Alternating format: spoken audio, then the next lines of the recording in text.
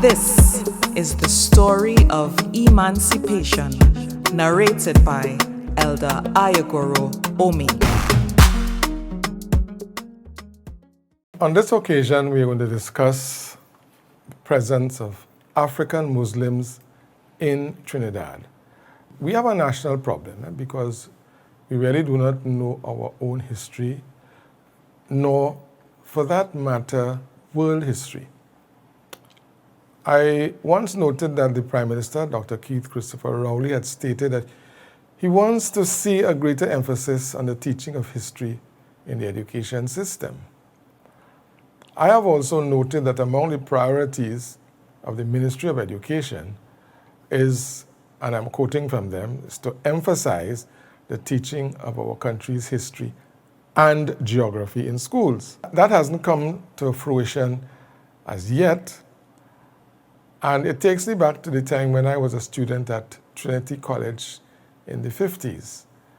Trinity College at that time was in Port of Spain, and we were fortunate to be taught to appreciate history. After being grounded in medieval history in the early years, by third form, we had the choice of studying either West Indian history or West Indian geography as we prepared for O-levels. I remember that our founding principal, Mr. Peter Helps, an Englishman, taught the first forms about the several matters, including the Hijrah, which was Prophet Muhammad, upon whom be peace, his flight from Mecca or Makkah to Medina in 622 AD.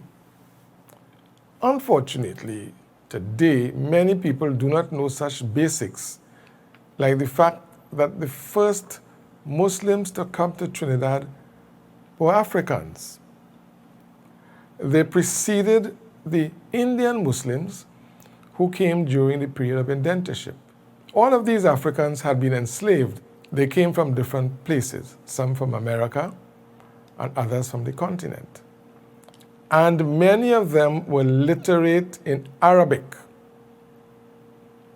The information that the African Muslims had brought to us is well documented. There are the references in the reports of Brigadier General Sir Thomas Hislop, who was the governor from 1804 to 1811, Reverend J.H. Hamilton, a rector of the Church of England in 1841, and there are various references in African Muslim petitions to the British government.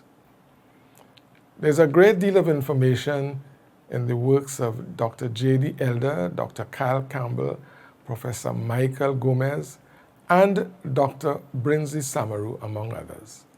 The importance of the African Muslim presence in Trinidad has also been noted in particular by Professor Gomez, who said that the African Muslim presence in Trinidad constituted one of the largest, most organized, most vibrant, most enduring, and most influential African communities in all of the Americas prior to the 20th century, perhaps rivaled only by their co-religionists in Brazil.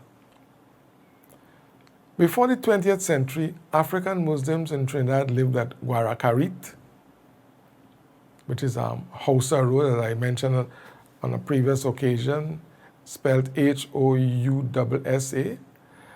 They were in Mayo, they were in Mandingo Road, they were at Quarry Village in Valencia, they were in Manzanilla, they were in Belmont, and they were in East Dry River.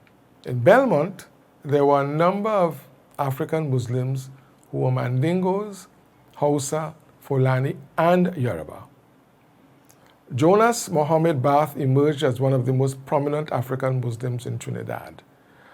Mohammed was born in 1783. He was brought to Trinidad during the early 19th century as a slave of the British government. In other words, he was actually owned by the government.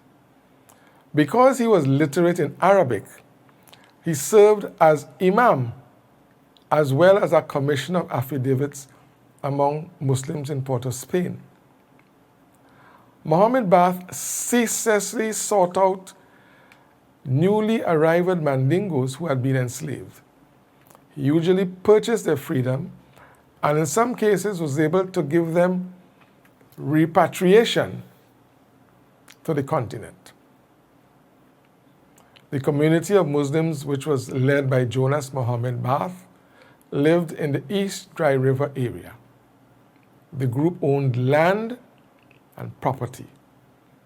Bath Street in East Dry River is named after this African Muslim.